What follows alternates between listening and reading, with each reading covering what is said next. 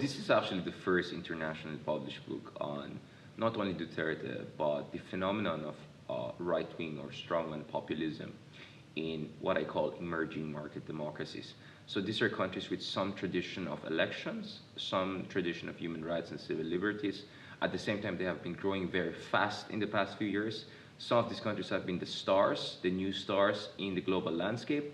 And then suddenly they elected, certain people who are now rolling back democratic values and democratic institutions. So I'm not only looking at Duterte, I'm looking at people like Recep Tayyip Erdogan in the case of Turkey, someone who was a hope for this kind of modern democracy in a modern Turkey not long ago, and now he's now seen as a new sultan of Turkey as he muzzles the oppositions, cracks down on journalists, and essentially silences any kind of opposition to his rule and centralizes it in his own office. I look at people like Narendra Modi in the case of India, who dislodged the old elite of the Congress party and now is pushing forward a much more Hindu nationalist agenda whereby, he's essentially othering or excluding the Muslims and Christians and other religious minorities that are not part of his narrative of a great India, a Hindu great India. So we also see a rollback in civil liberties and political rights in places like India, but at the same time you see a huge amount of people inspired by Modi as this kind of strong leader who will make India great again. So in Turkey and India we see the similar thing. And in the case of the Philippines, the election of Rodrigo Duterte also came at a very interesting period. It came after a few years of rapid economic growth in the Philippines. The Philippines became the new star, the new darling of the international investor and international media under the Aquino administration. Aquino himself pushed for supposedly good governance initiatives, trying to put certain high-level officials in jail for corruption scandals. So you had this supposedly bright shining stars in the emerging market democracies, and then suddenly you have this more authoritarian leaning kind of leaders like Duterte coming. So what I try to do in the book is to make sense out of the situation. Why would people in Turkey or in India, or in the case of the Philippines more specifically, vote for someone like Duterte as the president? And a lot of people, almost voted into office Ferdinand Marcos Jr., the son of the former Filipino dictator, into the vice president office. In fact, the office of the vice president is still now being contested in the Supreme Court because Ferdinand Marcos lost by a very slim margin. And there are some concerns about irregularities. So the vice presidency could go to the son of the former dictator too, who, yes, he's not his father, but he has very much venerated his father as this great leader.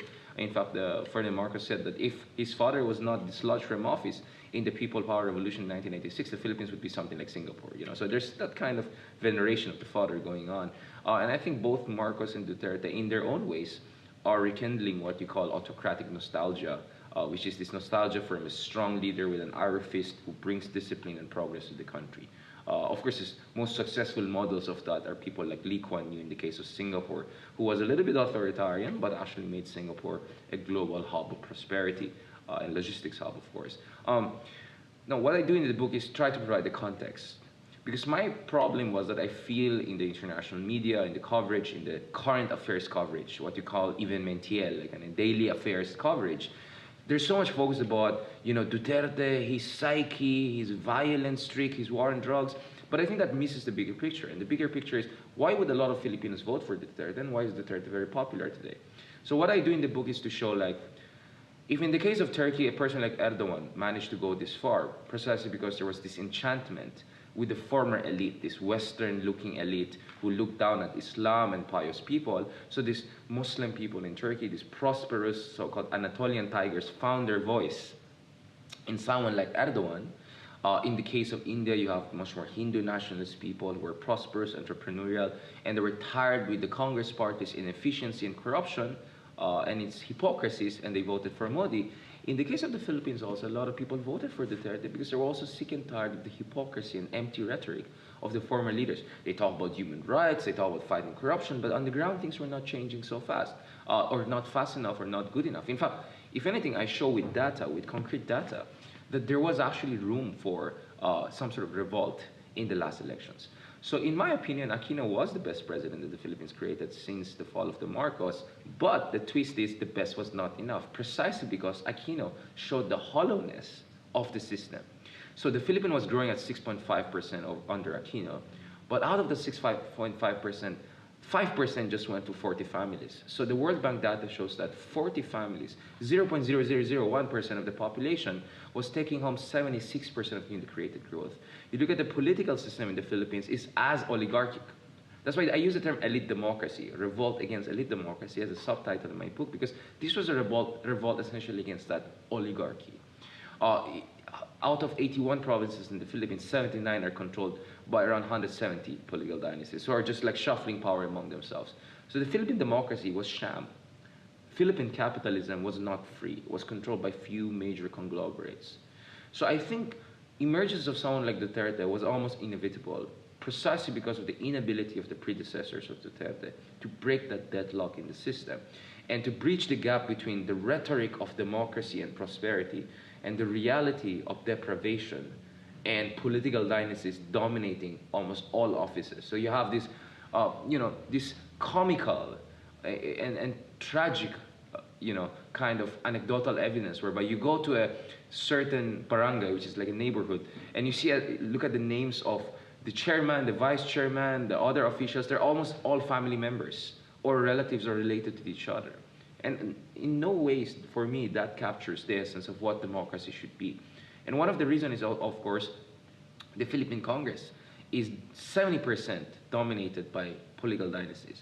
So even if the Philippine Constitution of 1987 has an anti-dynasty streak, the Congress, which was dominated by the very political dynasties, never passed an enabling law because that would go against their own interest.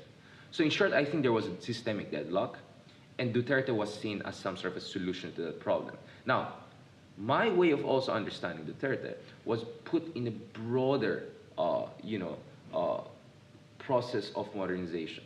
So I actually, in the first two chapters don't talk much about the Philippines. They talk about democracy under siege and modernization and its discontents. So I look at the works of Hannah Arendt, for instance, who look at Germany in early 20th century, and why would a highly educated Germany go and rally behind some frustrated artist who was not even German and Austrian called Adolf Hitler, for instance.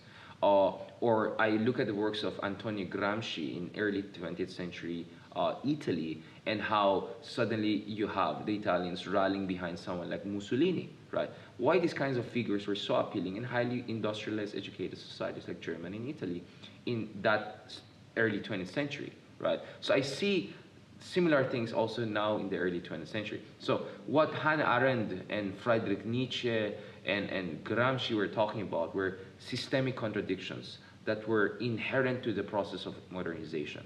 Because modernization, essentially forces us to get out of close-knit communities and go into these atomistic societies. Some people who are properly educated and prepared make it to the top of the pyramids. A lot of people love modernization. A lot of women love modernization because that takes them out of the oppressive patriarchy that you find in small communities. But a lot of people do not make it. A lot of people are uprooted, and they don't find the solace and stability and certainty in the new modern context. So these people turn into what Hannah Arendt called mass society. These people who believe they're equal to everyone else, they believe they should have a voice in the system, but they're not properly equipped for that, or they were not fortunate to have the voice.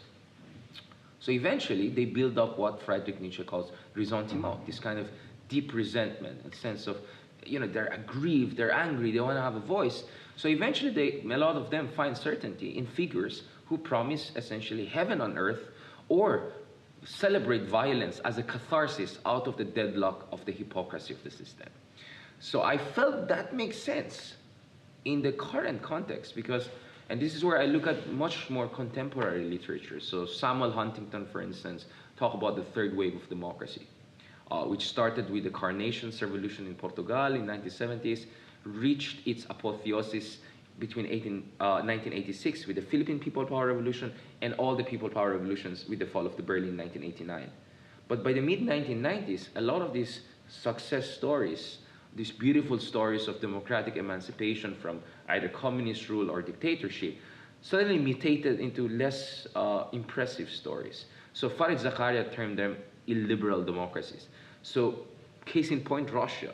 So Putin perhaps is genuinely popular because if you look at some surveys by private independent agencies, Putin has 60, 70, 80% approval ratings. And a lot of Russians really support Putin. And election-wise, I suppose, even if we had a very free and fair and competitive election, I think still Putin would pull it off. Probably get 55%, not 70, 80%. And so this illiberal democracy happened when people feel that the best way forward is with a decisive leader who doesn't have to bother with a corrupt Congress and checks and balances and all. So Putin created this new model of illiberal democracy. You're popular, you can win elections, but you don't give a heck about civil liberties, political rights, and checks and balances, which are inherent to any liberal democracy, based on the American model of democracy. So in recent years, we're seeing illiberal democracies emerging in other countries. In the case of Turkey, I think Erdogan is genuinely popular with at least half of Turkey. I think he can still win elections legitimately, even if it is fair and competitive. But clearly, he doesn't believe in checks and balances. He's very authoritarian in terms of his approach. So I think Duterte somehow is quite, similar in the sense that, this is a person who legitimately won the elections. Fair and square, he defeated the others. He's legitimately a very popular person, although we can explain that later on what popularity really means in the Philippines. But he seems to be very skeptical of checks and balances, of human rights, of civil liberties. Whenever he's criticized by another branch of the government, he openly threatens them. So now, for instance, Duterte is under investigation by the Ombudsman Office for supposed unexplained wealth.